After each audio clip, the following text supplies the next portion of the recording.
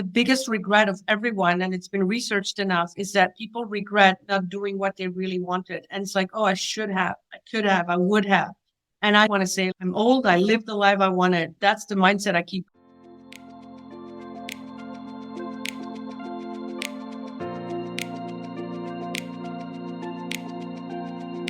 Welcome to the Core Happiness Podcast. I'm your host, Kacee Banks, a mindset and positive psychology coach. On this podcast, we discuss all things related to creating happiness from within. So let's do it.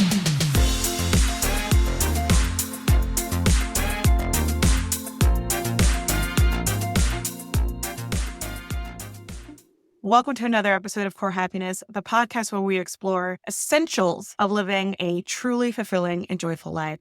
Today, we have special guest, Rachel Smets.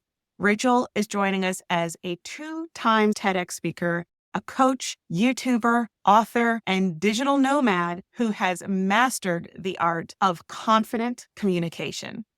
Rachel's journey is nothing short of inspirational. After quitting a stressful 9-to-5 corporate job and experiencing burnout, she embarked on a path of self-discovery and transformation.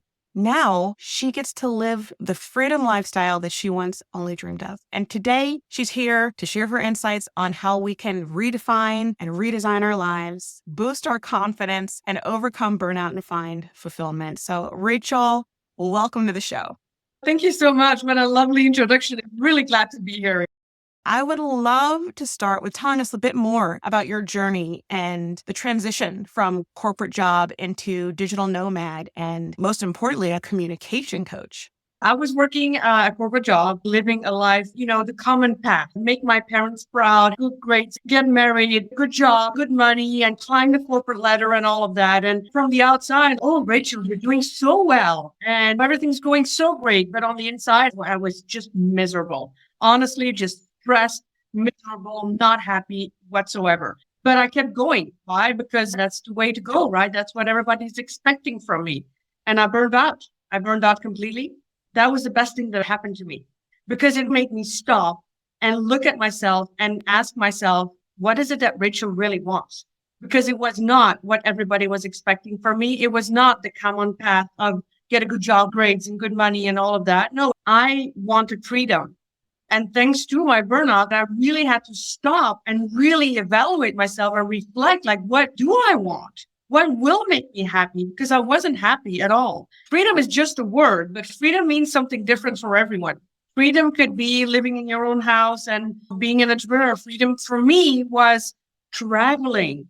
Coming from a family who never left their hometown, I love to travel. Traveling was freedom, discovering new things, feeling inspired, meeting new people. Also the freedom of being my own boss, doing what I want, when I want, where I want. So I defined freedom for myself. And so, of course, there I was burning out, still having this corporate job that I had to get back to. And I knew what I wanted, but I really had to figure out if I want to travel and make money, I need to make money online.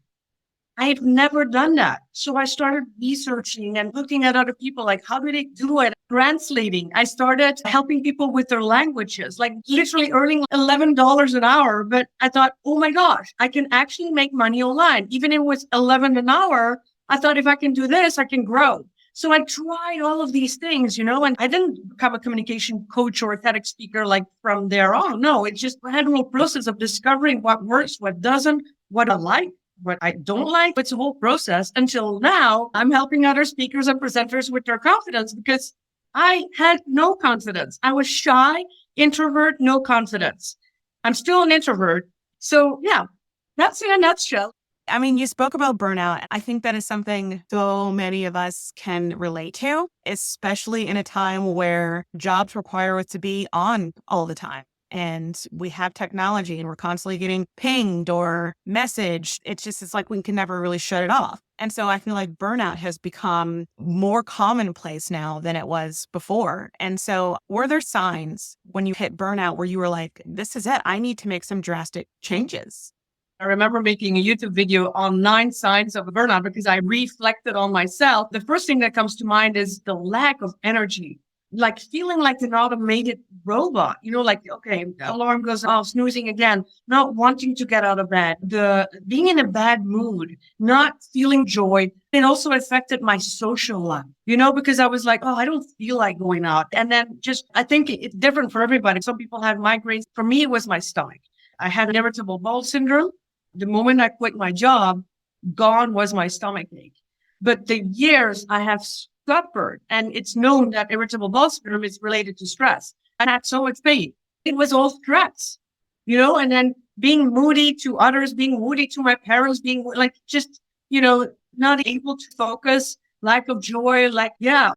I think a lot of people can relate to that. And especially because it's important that you mentioned how it translated into other areas of your life. I think a lot of people can relate to the fact that I'm at work. It's a stressful time or project, or maybe just a stressful environment. And I know that work is stressful, but they may not see the correlation when they leave work. They don't have energy, feel tired, or why they may snap at a family member, or they don't want to go hang out with friends like they normally would. They don't see the correlation that it could be because you're experiencing burnout, even though you're not physically at work. I remember vividly, just reading a book on the weekends. I couldn't focus. I just couldn't concentrate anymore. And I've realized one really crucial thing is people don't burn out because they're too busy. We burn out because we're too busy doing the wrong things. And so that to me was an eye opener, because when I burned out, people would be like, oh, you got to rest, right? You got to sleep it off and sleep a bit longer, or just rest in the weekend and do nothing. But doing nothing made it worse for me. What gives me energy is being busy doing the things I love. So I love working out. I love going outside. The more I was walking, working out, going to the gym, I raised my energy. But sleeping and sitting on the couch wasn't helpful for me. So it's really being aware of your energy, and what gives you energy. And if you can make a list of the things that you like, that gives you joy, is it going out for coffee with a friend? Is it a phone call? I mean, if you have kids and families, you don't have time to go out and travel or on a date with friends. It's not that easy. But what are some small things that lift you up? And try to find those and raise your energy doing the things you really love. That's a great point. And especially as a starter for like somebody who is currently dealing with burnout and is just kind of struggling and not sure how to get out of it or how to break the daily grind, so to say. Yeah. I think that's a good start, is to think about what brings you not just joy, but energy. That's a very important note. I'm glad you said that. Yeah. For me, that was also really, really important, is realizing who you're hanging out with. Who are the people you're surrounding yourself with? And that was helpful for my burnout and super helpful for my confidence. When I think about how did I get more confident, it was learning who are the people that give me energy and who are the ones that are the energy vampires. The people who, when I wanted to quit my job or I was having all these hesitations, the people that asked you a million questions like, Rachel, what are you going to do? How are you going to make money? And what's going to happen? And where are you going to go? That makes it 10 times worse, But I tried to select people, not the ones in corporate, not my colleagues, because I didn't want to be there anymore. So those were not the people I was going to talk to. My parents made me worry even more. I've learned to go towards the people that would motivate me, that would inspire me, that in my case, I wanted to learn about making money online and being a digital nomad. So I was like, who are these people? Where can I find them? Go online and start chatting with them, on a Zoom or online or a chat or in a cafe or something. But that made a big difference for my confidence. If I want more confidence, I want to hang with people that are more confident. I want people with energy. So start today by looking at your surrounding and your environment and who are the people in there. Who do you want to spend more time with, less time with, and who to say no to? I had to let go of a lot of people who just didn't understand me. And that's okay. They just didn't belong in my future. Yeah. And that goes back to what you said before about when you were having burnout and you said, okay, I just have to stop and ask, what does Rachel really want? Because I think it's getting clear in what you want to then know how to surround yourself with the right support system and people who give energy versus energy vampires. And it's something I had to learn too, because it's a lot based on your own intuition. And that's how I started. I thought, okay, let me just experiment. Every time somebody, addressed me and I had a conversation, small talk, I felt within myself. Is this feeling good? Is this conversation lifting me up? Is it giving me energy? Or is it like, ooh, I want to get out of here, right? I started experimenting. And the more you do that, the more you learn, that's what my gut is telling me. That gives me energy. And it serves as a guide, not only with people, but with decisions that you make into your future. Yeah. I think a lot of this comes back. I mean, even with the intuition and asking yourself what you really want, surrounding yourself with the proper support system sounds like just comes from having clarity and getting to know yourself enough to have that clarity. Clarity and confidence kind of go hand in hand. Like whenever you feel super clear and you know who you are and what's important to you, there's a sense of confidence that comes behind that. And I know boosting confidence is a big part of what you do. And confidence, like happiness, means different things to different people. And so I'm wondering how you define confidence when you're dealing with clients, and especially when it comes to communication and public speaking.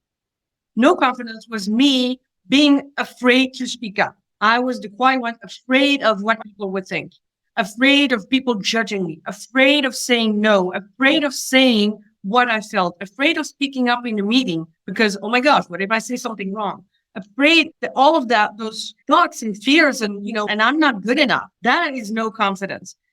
And it shifted to learning, first of all, that confidence is a skill and that everybody can learn it. And I've interviewed tons of people that appear really famous, celebrities, all of that, very confident. And they all told me the same thing. I wasn't confident. I had to learn it. And so that gave me so much courage of, oh my gosh, like really, like you see somebody on a stage, you're like, sure, natural, right? No, a lot of people are shy or no confidence, but they don't advertise it. How many celebrities and actors are out there being shy or, lacking the confidence or feeling the fear of speaking in public or standing on a stage? They don't show it. They're not going to advertise it. They just do it. It comes down to really pushing through, and it's easy to say, overcome your fears. It doesn't happen overnight. How can you gently become more uncomfortable so that it's not that bad? For me, it started with traveling. I arrive in a new country. Everything's new. A woman alone, traveling like the other side of the world. So many fears of what's going to happen. Where am I going to go? Like, how is the accommodation? Is this safe? Like, I made myself uncomfortable by talking to strangers all of the time. And for that, you don't need to travel. You can literally just say hello to somebody in the street, smile and see what happens. Even that, I was afraid of years ago. Just looking at somebody. Like, just to give you an example, I would walk in the street and let's say somebody else or two people were walking across the street and they would look at me and they were laughing. I felt so bad. My day was ruined. Like, oh my gosh, something's wrong with me. I'm not good enough. I'm not looking good. I'm like, oh my God, they were laughing at me. They're judging me. And it completely changed to now, if I'm in a social situation or a network or somewhere and somebody's laughing and look at me, it's like, they're just having a good time. I changed the story in my mind. I had to learn to change my mindset to, well, I'm not good enough. Wait a minute, change the story. They're just having a good time. It's not about me. So the whole fear of being judged and other people, and I've realized also, this is a big one, people don't care. We overestimate how our appearance and actions are judged by others.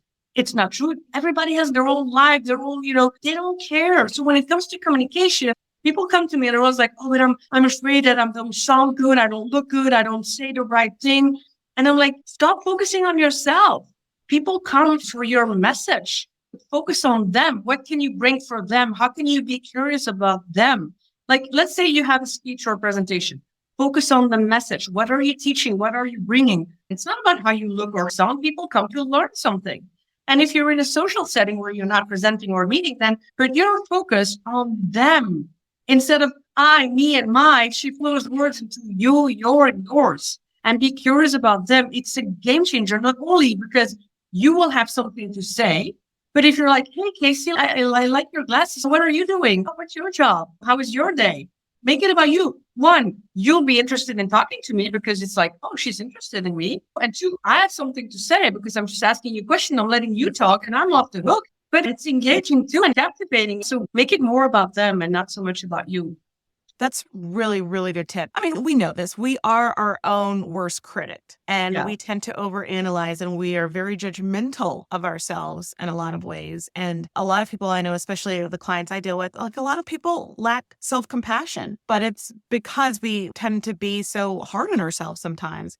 And I love the fact that you essentially talked about like confidence can be learned. I think that's another misconception is that people think that you're either born with it or you're not, or it was how you were conditioned and how you were raised. And that's why some people are confident and some people are not. But I love the fact that you talk about that it can be taught. And for anyone struggling with self-doubt and who are overly judgmental and hard on themselves, do you have a piece of advice that you would give them to start shifting their mindset and start boosting confidence? Yeah, I think being aware of your uniqueness. For me, I was always looking at others. So, because that's where I come from. I lacked confidence because I was always looking at others and seeing others, like you scroll down social media and you're like, oh my God, look at all these successes. They have it all and I don't. Even your neighbors have a better house. The grass is always greener. And I was guilty of that. We're comparing and it makes us feel bad. We'll always find something better in the other person or the other, on the other side. But if we take a mirror and we'll look at ourselves, and I really had to do that because again, it took me 4 years to realize this, but to take a mirror and there looking at myself, like, what have I achieved in my life? And I think that would be the first place is writing down. And it doesn't have to be a master's degree or a huge thing. It could be like, I'm good at cooking. I'm a good mom. I'm a good sister. I'm good at organizing, decluttering. Just make a whole list and go from there. You will always find somebody who does something better than you. But remember, you're always going to be better than somebody else. You have skills, you have talents, you have unique. We all are. We are all unique. We're all different. The other day, a girl was talking to me. She's like, I'm a weirdo. I'm like, why do you label yourself so negatively? Why don't you say I'm unique? And she goes, yeah, but I do all these things that, I have all these things that other people don't have. I'm like, well, wait a minute. What are all the things you do have that other people also have? You're a woman. You have dark hair. There's similarities. Comparing is only good if you do it to be inspired. Instead of saying they have it all and I don't, I started saying they can do it. So can I. That's how I shifted my mindset. Okay, I was in corporate and I thought, in the beginning, I was like, all these digital nomads and they can do it and they are running a line and I don't and I can't and I don't know. And that limits you because it's like, it stops you. Like if you say I can't, it's a full stop. But if you say, I'm not there yet, they can do it and so can I. You open up the possibilities and you open up opportunities. And so I looked at others doing things that I wanted to do. And I thought, well, if they can do it, so can I. And then I was open to learn. I love the reframing there, changing something negative like I can't yet. Even reframing, like I have friends, we've reframed it to where weird's actually a good thing and we own it and we're proud of it. Like I'm weird and I love it, but it's like, I think that is the important thing. It's just reframing it into something that is a bit more positive, and especially when it has to do with how we view and talk to ourselves. We miss these things. We don't notice it. I had to learn this. And somebody had to tell me, Rachel, what are you saying? Do it, say this or that, or reframe it. And that's why you are also a coach, Kacee. It's like, we can spot these things because we've been there. But in the beginning, I wasn't aware of it unless somebody pointed it out to me. It's important to mention, like, I did not notice that by myself because it takes effort. Last week, I felt so bad. And my whole mindset was like, this is going wrong and that and that. But I caught myself the same day and I thought, Rachel, snap on of it. Because the more I was thinking like, and this goes wrong and that goes wrong, the more, the law of Murphy. And I'm like, wait a minute, what do I want? I don't have that yet, but I will have it that. So now I'm like super quick. I will not go a day feeling bad, but it's because I put in the effort for years and work with coaches who still sometimes point out, Rachel, you're saying that again. I'm like, oh yeah. You're so right. I worked with a coach and then that's what got me to learn those tools to help shift my mindset as well. So yes, that's very important to mention.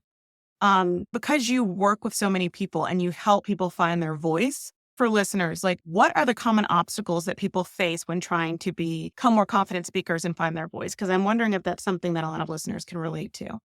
It's confidence in front of people. The most common fears are, oh, what if I forget my lines?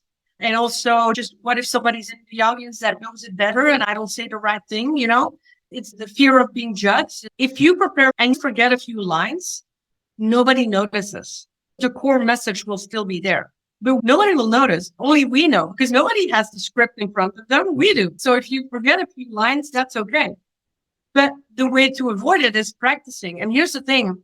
If you sometimes see people, actors and celebrities, and how many times in how many interviews, because I spotted them in so many interviews, they say the same story over and over and over again. So if you're like, oh, but they speak so naturally, it's because they speak it over and over and over again. So if you have a presentation or a meeting and you rehearse it, it will become more natural to you because you're used and familiar to it. So yeah, memorization, and there's different techniques to memorize, just you can stand in front of a mirror, you can say, record yourself and listen to the audio. Like if I have a speech to remember, I'll just record myself. I'll be on my bike. I'll be walking. I'll be in the supermarket, in the car, and I'll just listen before you fall asleep. Just listen. And then it'll go into your subconscious. So those are the tricks to just be more comfortable. The more comfortable you are, the better you will present. People come for your message. People don't come to judge you. And also another tip is like, always look for the friendly, smiley faces. If you're in a social situation, on a stage or in a meeting, there are always people who look very serious, but it doesn't mean anything. It doesn't mean anything. It's just maybe they're thinking about something else. It has nothing to do with you. Don't take it personal. But if you want to feel more comfortable, then just look at friendly faces in the room. It's very helpful. And if you forget something, here's a big one, because a lot of people come to me because they have all these filler words. We want to fill every silence. That was a game changer for me when I did my first TEDx talk. I wasn't aware of it. When you're speaking, it's like, and then all of this, because we want to fill the gaps. If you need a moment to think, let's say somebody's asking you a question, you don't know the answer right away, just silence. And it has more power and confidence than filling it with, What you said is absolutely correct, is practice. I know for me, much like you, I am an introvert. And so I tend to tense up in social settings. It doesn't mean I can't be social, but I strive more when it's more of a relaxed atmosphere. And so when I'm in a situation where I do have to be what I call quote unquote on, and I have to be presented in a certain way, I think my main thing is making sure that I have plenty of time to prepare. The other thing is I know my body and I know how my body reacts under anxiousness. So not necessarily stress, but just feeling anxious. And I know that before I go into a speaking event or something where I'm going to need to be quote unquote on, I need to have a light meal beforehand. And like, I just know kind of how to cater to how my body is going to respond, so I can feel comfortable and confident and not have those jitters or sometimes like nausea or whatever comes from those anxious feelings. But like, I think that's a big part of it for me as well. I wrote down 4 quick tips. Water is super important. If you have a dry mouth, always make sure you have water before and during if you can. The other thing is that please, everyone, remember that the feeling of fear is the exact same as excitement. So instead of like, oh, I'm afraid to go on stage, I'm like, I'm excited. So when I feel these jitters and these butterflies, I'm like, I'm excited. And I seriously do that all the time. If I have an important meeting or something, I'm like, ooh. Or if I have a client that's like super high status or something, it's like, yeah, I'm like, oh, I'm excited. And then breathing when it comes to anxiety and stuff, I really started to breathing exercises, meditations. I never in a million years I would have thought I would be talking about this because, again, I come from overthinking and with rational, but just the fact of taking time for yourself, feeling your body and just breathing and taking the time for a deep breath. And remember, the last thing I want to say is that remember, for me, that helped a lot is knowing that so many great people, known people, famous people, they are presenting and they still have fear. Like I have worked meanwhile with so many CEOs, entrepreneurs, founders that I was like, oh my gosh, I'm going to work with this person. And they come to me because they lack confidence in speaking in public. And so when I've learned is, and what I tell my clients, don't say you're not confident because you are confident in many areas in your life, just not yet in speaking in public, maybe, but you are confident. So grab that energy, that same, hey, I am confident. Don't tell yourself I'm not confident because then you don't feel confident. It's like, I am confident. I'm just getting better at, speaking in public. and then feel that excitement, and know that a lot of great people out there, they look natural, but they feel it. Great tips. I wanted to talk about your Facebook group, your 9 to 5 exit plan to freedom, redefining and redesigning your life, which I know is something you also talk about, and it sounds incredible. So what are some of the first steps that you took to break free from the daily grind? And what would you recommend to others who are trying to create a life filled with passion and purpose? I think the advice I can give is, first of all, start surrounding yourself with people that you want to be more of. Like, I started looking up digital nomads and those kind of people. So at the same time, I really started shifting my mindset to, instead of I can't, I can, and just always being open to possibilities and things. I was still in my corporate job. After my burnout, I gradually went back, and I think I lasted another 6 months before I quit, which is now called quiet quitting. I was doing the job. I knew what to do to get my salary, but at the same time, I was building up my own path. So I was writing books in the evenings. I was not going out on weekends because I was writing books. I was preparing my TEDx because I thought I need to be more public. I was creating work on social media and finding ways to make money. I started on Upwork, doing translations, freelance gigs, and then coaching people with their languages. And I've done that for quite a while. And I tried coaching expats, and it just didn't work out. So that's why I'm saying a lot of it is failing, failing, because I thought, oh, I'm a perfect expat coach because I've done it, I've been there, I've lived that, and it just didn't work out. I tried other things, and then I started, being more interested in coaching, starting creating online courses, studying how to create online courses, the online world, I was familiar with that. So I needed a lot of studying while I was still having my income coming in of my corporate job. And then while you're studying, you're like, oh, this is interesting, and that's not so interesting. And all at the same time, I did, start working with a coach, because the first thing I did was really being a clarity coach, because I wanted people to have clarity, because that is one thing that helped me, clarity and confidence, to know what is this path I want to take.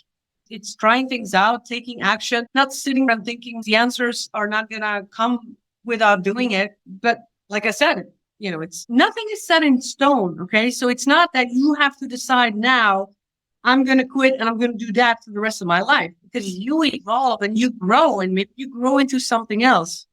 I love that. And it sounds a lot too like the getting outside of the comfort zone is more about curiosity and growth. Like, you can't grow unless you are getting out of the comfort zone. And even if the catalyst to that wanting that growth or that change is a burnout, but it's like sometimes the burnout may have to happen, or just wanting growth. Maybe it's curiosity, but it sounds like there's usually a spark of some sort that helps push through to get out of your comfort zone.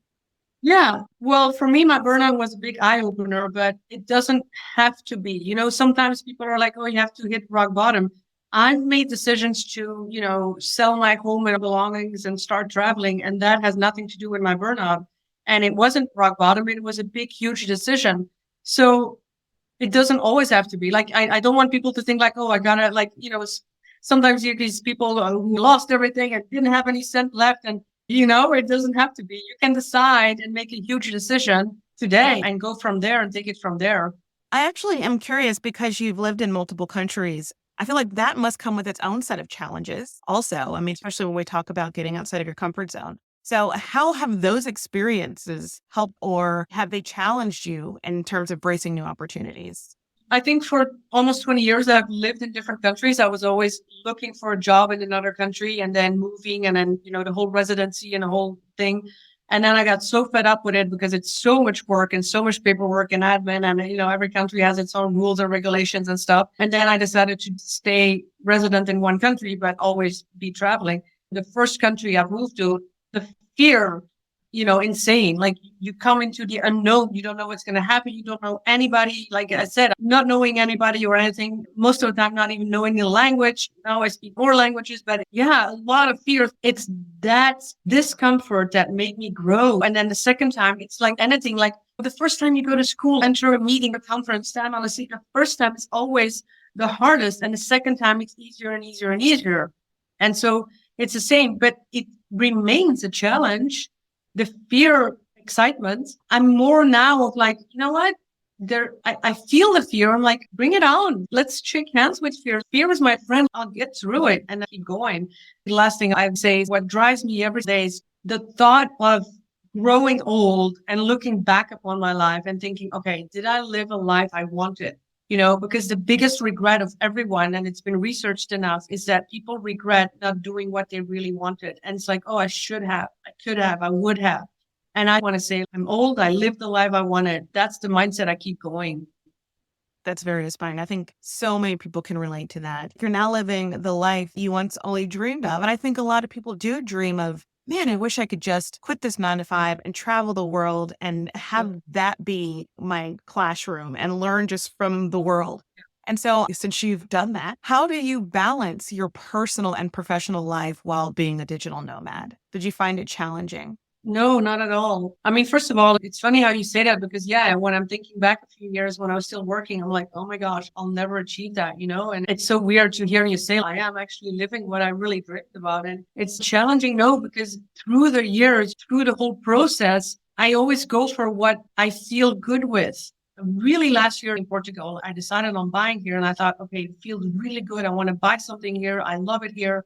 And we're not even a year later and I'm going to put it for sale again. And that's okay. I have no idea where I'm going to go next. I'm just sharing this because things happen to me too. But yes, I'm living the life. Don't get me wrong. I'm a digital nomad. I'm loving it. I'm my own business. Every day I see the ocean. I see the beach. I work when I want, a few hours a day. But if it doesn't feel good anymore, I got to make a big decision again. And I have no idea where next, but I'll figure it out. Yeah, I love that too, because that goes back to just knowing yourself and what you need. And there's no time limitation for that. Like if what you need in 1 year is, let's call it ABC, and the next year it's XYZ, then that's fine.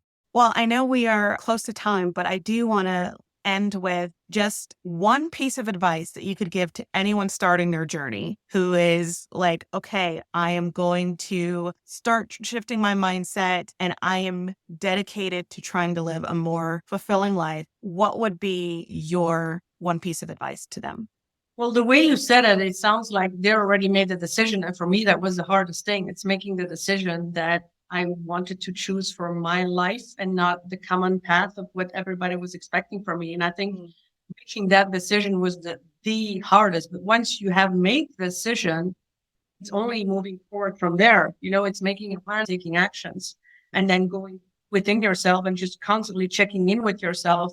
What is it that I want next? And just trusting. That's an excellent point, because I know a lot of people tend to live for people outside themselves. What would your advice be to somebody struggling with that who hasn't made the decision yet? Yeah, I think that's the hardest thing. Then I would definitely say, take time to dig into yourself. As much as I hated journaling and I still don't like it, but force yourself to sit down and put pen to paper, not typing, pen to paper, and just write down what is it that I want and see what comes. Like make a shopping list of wishes. I want this, I want that, and keep going. And the more I did that, the more I saw a pattern. Like I like being with people. I want to support people. I want to travel. And it just teaching, coaching people, support. That kept coming back for me. I saw a trend, and those are the light bulb moments. If you don't know the answer, which I didn't know how everything's going to happen, try to figure out what it is your heart really wants. And when you start making that list, the first things that come on the list are going to be things that everybody else is saying about you. And that's not it. But if you keep at it and you keep at it, then it's going to be your heart speaking. Beautiful. Well, Rachel, thank you so much for joining us today. And to our Core Happiness listeners, you can contact Rachel on her website at rachelsmets.com, on LinkedIn, on YouTube, and Facebook. All of the links will be linked into the show notes. Rachel, thank you again. Thank you, Kacee. I thank you for joining me today. If you enjoyed this podcast, please feel free to rate it or leave a review. If you have any thoughts or questions, I would love to hear from you. You can email podcast@corehappiness.com. For show notes and additional resources, you can visit www.corehappiness.com. As always, please remember, never let anyone diminish your light. Until next time, sending you my love.